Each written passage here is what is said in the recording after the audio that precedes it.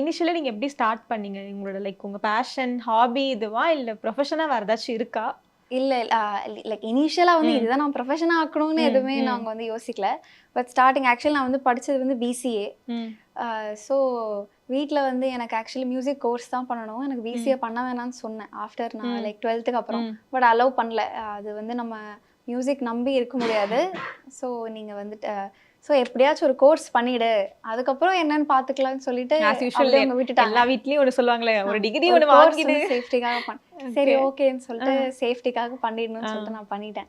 அதுக்கப்புறம் நான் வந்து கேட்டேன். அவங்க சொன்னாங்க, "இல்ல நீ வந்து எம்சிஏ பண்ணிடு. அதுக்கப்புறம் பார்த்துக்கலாம்" அப்படின்னாங்க. நான் வந்து இல்ல எனக்கு இப்போவே எனக்கு ஏதாச்சும் லைக் மியூசிக் லைக் ரிலேட்டடா எனக்கு வந்து கோர்ஸ் பண்ணணும். முறைப்படியா எனக்கு படிக்கணும். இன்னும் கொஞ்சம் இதுவா அப்படின்னு. i5 Housing and Properties. தேடுறதை விடுங்க, தேர்வு செய்யலாம் வாங்க. கால் 9962 557 557.